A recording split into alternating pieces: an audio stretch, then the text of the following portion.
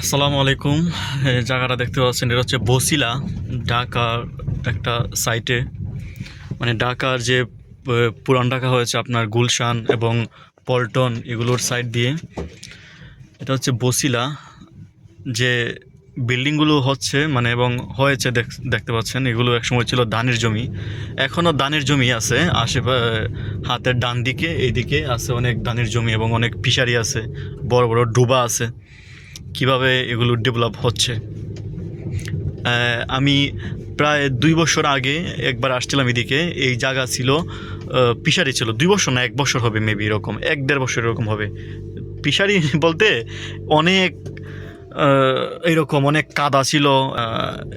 সামনে হচ্ছে মেন রাস্তা, আর পিছনে হাতের ডান দিকে হচ্ছে একটা গাং, বড় একটা নদী আছে।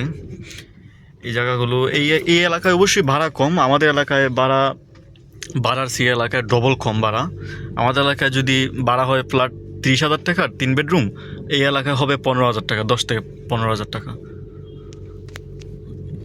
আস্তে আস্তে ডেভেলপ হচ্ছে, আশা করি ১০ বছরের ভিতরে একদম আবাসিক আপনার হাউজিং এরিয়া হয়ে যাবে, ভিআইপি এলাকা হয়ে যাবে।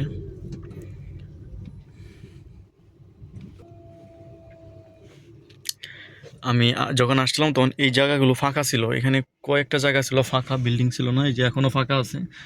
এগুলা বছরখানেক পরে এগুলো মানে বিল্ডিং হয়ে একদম ভরপুর হয়ে যাবে।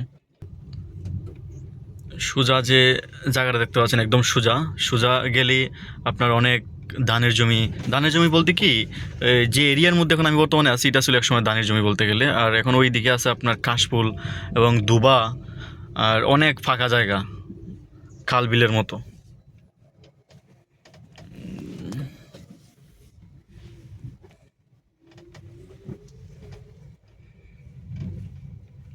মানুষ এই এলাকায় ভাড়া কম, অবশ্যই গাছপালা আছে, হালকা একটু গ্রামের মতো লাগে।